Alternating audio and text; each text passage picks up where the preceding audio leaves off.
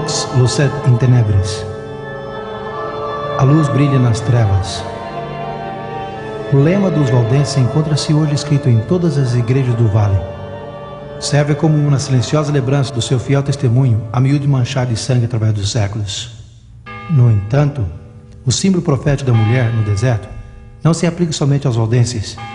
Abrange a todos aqueles cuja fé em Deus e sua palavra os fez contrariar a corrupção e as falsas doutrinas da igreja.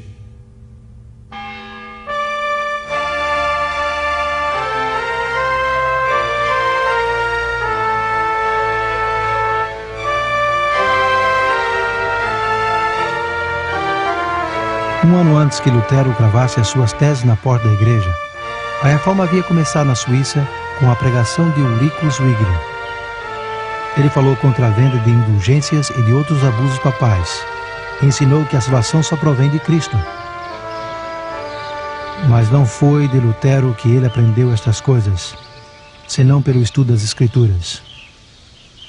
Nos estados alemães, Lutero destacou-se entre todos os reformadores. Mas nos distritos suíços, muitos homens piedosos chegaram a ser campeões da fé. Muitos dos líderes prominentes são lembrados nesse monumento da Reforma em Gênova. Guilherme Farel, conhecido por alguns como Lutero da Suíça francesa, João Calvino e Teodoro Bessa, sucessor e biólogo de Calvino. Calvino nasceu na França e foi guiado à fé da Reforma por seu primo Pedro Oliveiton, que mais tarde traduziu a Bíblia ao francês para os valdenses. Aos 25 anos de idade, Calvino foi para Basileia, na Suíça. Ali ele completou e publicou o que provavelmente foi o tomo mais influente da Reforma Protestante: a instituição da religião cristã. O seu objetivo era apresentar as grandes verdades da fé cristã, como ele achava que haviam sido antes de ser corrompidas pela Igreja de Roma. Em 1536, Calvino foi nomeado pastor e professor em Gênova. A Catedral de São Pedro chegou a ser o seu púlpito, mas as suas palavras não se limitaram aos confins desse edifício. Durante os últimos 25 anos de sua vida, Calvino tentou fazer de Genova um modelo prático de uma cidade cristã. Por sua influência, Genova chegou a ser um centro para a fé reformada na Europa.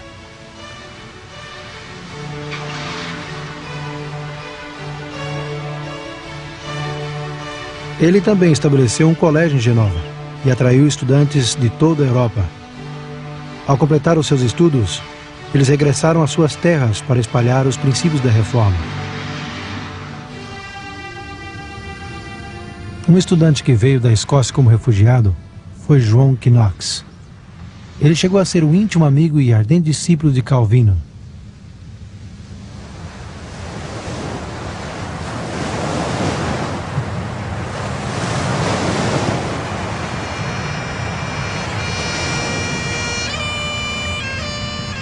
Como Paulo no apedrejamento de Estevão, assim João Knox sentiu o chamado ao ver o martírio do pregador escocês George Wishart. Aqui em frente ao castelo de Santo André, as letras GW marcam o lugar onde Wishart foi queimado na fogueira em 1546. Mais tarde, Knox regressou à Escócia e veio para cá, Santo André, o centro eclesiástico da Escócia no século XVI. A sua catedral era uma das maiores do cristianismo.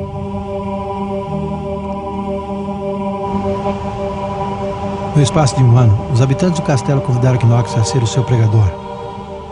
Logo em 1547, ele pregou o seu primeiro sermão aqui na paróquia de Santo André. Isso marcou o começo da Reforma na Escócia. Não foi por coincidência que Knox usou como texto o capítulo 7 do livro de Daniel. No começo do seu sermão, ele mostrou o grande amor que Deus tinha pelo seu povo ao advertir-lhe dos perigos que ameaçariam a igreja. Identificou as 4 bestas como os 4 grandes impérios de Babilônia, Pérsia, Grécia e Roma. E logo falou do chifre pequeno que o sucedia, identificando-o como anticristo papal. Ao fazer isso, Knox incluiu-se à lista dos grandes reformadores como Wycliffe, Hus, Lutero Calvino e muitos outros que haviam declarado por igual. Uns 13 anos mais tarde, o parlamento escocês reuniu-se na cabine de votação. O lugar era ali, adjacente à igreja de São Giles, em Edimburgo, onde John Knox era o pregador.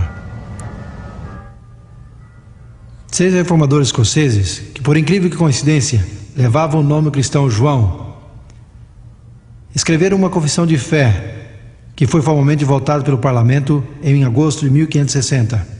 A missa foi proibida. A fé protestante foi estabelecida na Escócia. No entanto, Maria, a nova monarca, rainha da Escócia, com uma formação fortemente católica romana, tinha outros planos. Quando ela ordenou a celebração da missa, Knox declarou as suas objeções desde o púlpito, aqui na Catedral de São Giles. A rainha Maria citou Knox para que comparecesse ao palácio de Holyrood, não muito longe de São Giles.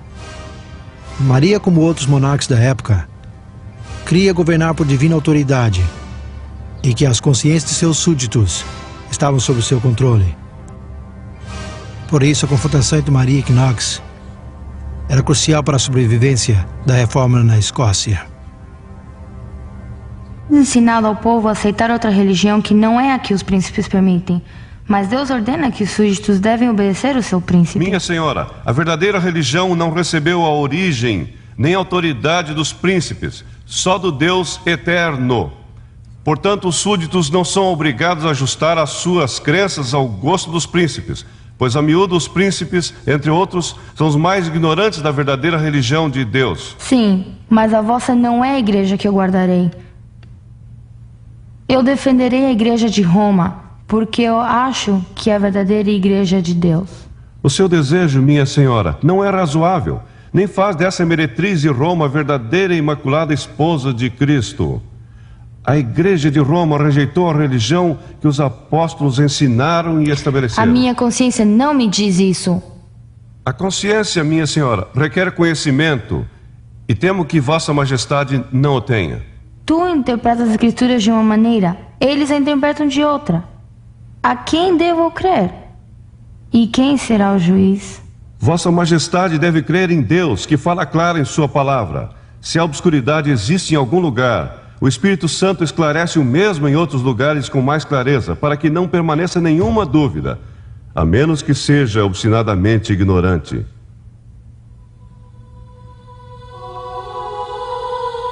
Lutero perante Carlos V em Worms, Knox perante a Rainha Maria em Holyrood, foram os momentos mais dramáticos da Reforma.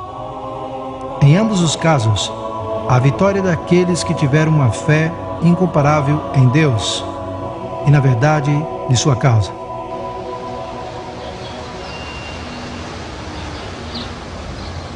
O conflito espiritual continuou em toda a Europa no século XVI. A reforma formal que resultou do desprendimento de Roma com Henrique VIII na Inglaterra em 1534 foi grandemente política. Mas nos anos seguintes, levantaram-se homens determinados em trazer de volta à Inglaterra os princípios bíblicos. Isso não ocorreria sem uma violenta oposição. Maria Tudor, filha de Henrique, assumiu o trono em 1553 e imediatamente decidiu restituir a Inglaterra à Igreja Romana. Durante o seu reinado de 5 anos, uns 300 protestantes foram queimados na fogueira. John descreve a igreja no tempo da cruz em diante como o povo de Deus sendo acusado por Satanás e suportando grande sofrimento, até a mesma morte. Aqui, nesse cemitério, está o Monumento dos Mártires. Registra mais de 18.000 mártires de Jesus Cristo. Ao redor de 100 deles foram executados em Edimburgo, e a grande maioria estão sepultados aqui. Mas João acrescenta essas palavras de triunfo em Apocalipse 12, verso 11. Eles, pois, o venceram por causa do sangue do Cordeiro e por causa da palavra do testemunho que deram. E mesmo na face da morte, não amaram a sua própria vida. Houve 3 homens na Inglaterra, cujo martírio pode representar a todos aqueles que não fugiram da morte durante os longos anos de perseguição.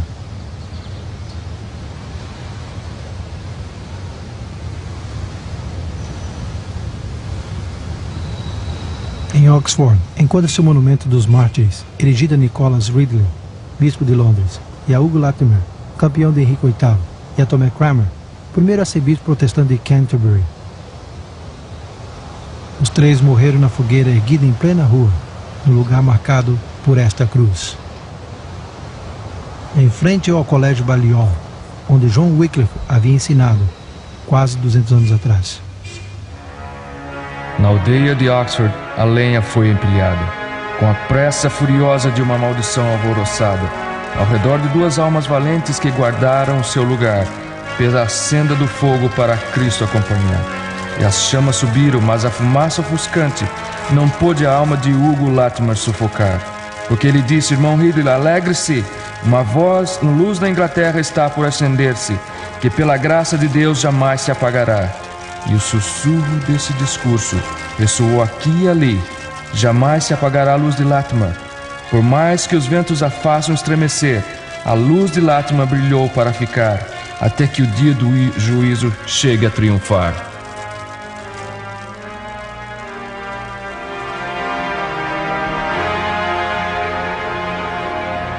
E assim teve que ser. Ao cabo de 3 anos, Maria Tudor morreu, e a rainha Isabel I ascendeu ao trono, despontando o amanhecer do século de ouro na Inglaterra. Ela decidiu devolver a Inglaterra aos caminhos paternos, com tanta diligência que os poderes católicos da Europa começaram a conspirar por sua queda. Filipe II, filho de Carlos V, organizou a força invasora maior que o mundo jamais conheceu: a Armada Invencível. No fim de julho de 1588, os observadores situados nas partes altas do porto de Plymouth viram pela primeira vez os 130 barcos navegando pelo canal. Sob o comando do cavalheiro Francisco Drake, a frota inglesa avançou ao mar para combater o inimigo, embora inferior em número e em armamento. Em uma série de batalhas durante os 10 dias seguintes, os pequenos barcos ingleses causaram grandes danos entre os pesados navios da Espanha. Tentando desesperadamente safar-se dos ataques ingleses, a armada desorganizada dirigiu-se ao mar aberto, só para encontrar-se com uma das piores tempestades marítimas da história.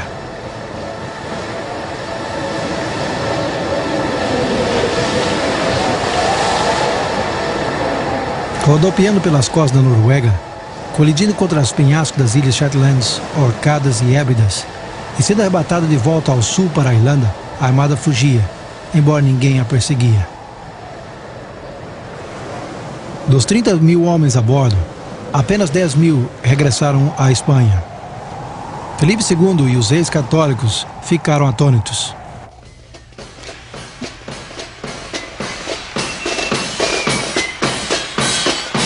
No entanto, os estados protestantes reuniram-se num coro de ação de graças. Por ordem da rainha Isabel, o dia 29 de novembro foi designado como a data para render graças a Deus. A mesma rainha cavalgou pelas ruas de Londres até a Catedral de São Paulo, e dali até a Cruz de São Paulo. Depois do sermão, ela deu um discurso a seus súditos, exortando-os a unir-se com ela para louvar a Deus, que havia dispersado seus inimigos e protegido seu reino.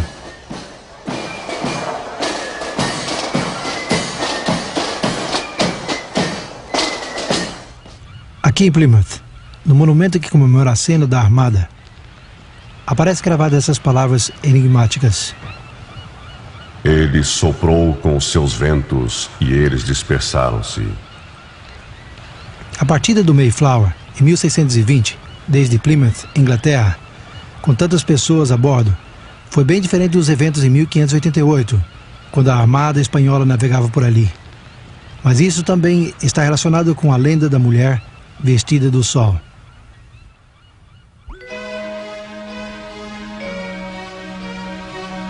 Durante o último período do reinado da rainha Isabel, a população dividiu-se entre aqueles que permaneceram fiéis à igreja oficial da Inglaterra e aqueles que desejavam que a reforma da igreja continuasse, baseada nas autoridades das Escrituras.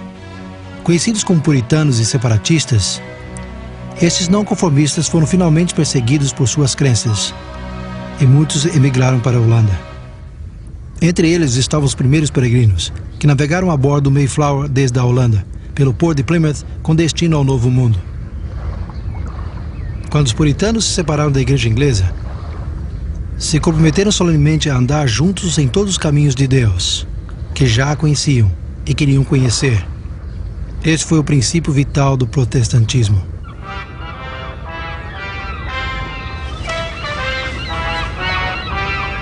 Antes que eles embarcassem na Holanda em 1620, o seu pastor John Robson deu sermão de despedida. Ele disse que os seguidores de Lutero, Knox e Calvino se basearam nas doutrinas desses homens como se fossem o significado de toda a verdade. Falando dos reformadores, Robson disse: eles não se aprofundaram nos conselhos de Deus, mas se estivessem vivos hoje, de bom grado receberiam mais luz do que receberam no princípio.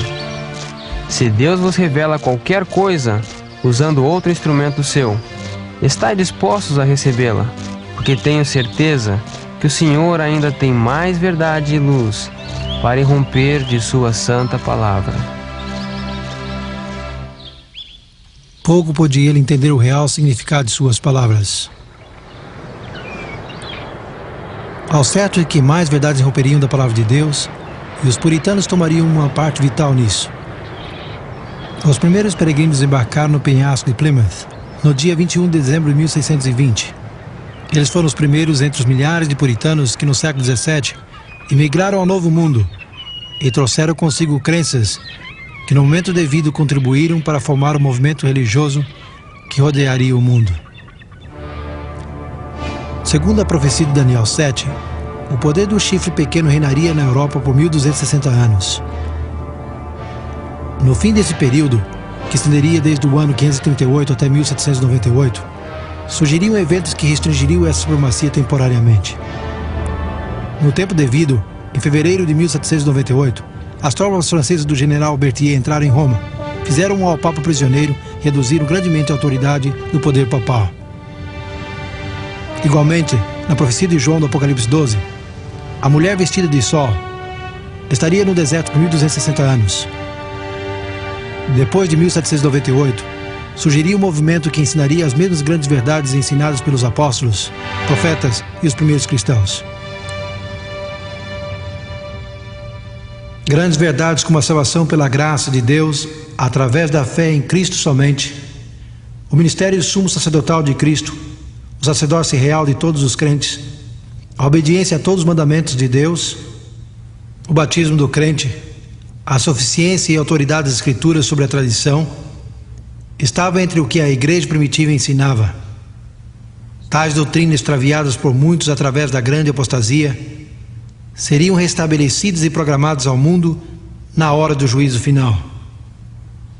Jesus disse que o Evangelho deveria ser pregado em todo o mundo. Então viria o fim. O clímax do prolongado conflito entre Cristo e Satanás está descrito em Apocalipse 12, 17. Irou-se o dragão contra a mulher e foi pelejar contra os restantes da sua descendência, os que guardam os mandamentos de Deus e sustentam o testemunho de Jesus.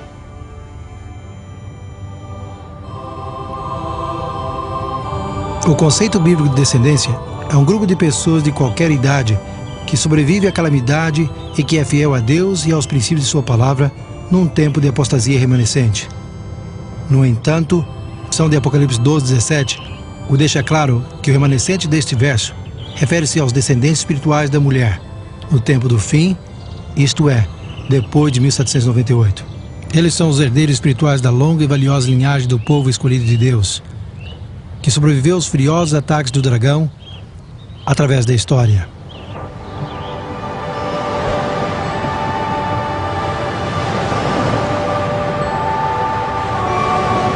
Então a obra da reforma não termina com Lutero, Knox, os puritanos ou com os primeiros peregrinos que embarcaram ao Novo Mundo. É um processo que continua, e a sua próxima fase nos leva ao começo do século XIX na América, e à origem de um movimento profético que rapidamente capturou a atenção de muitos ao redor do mundo.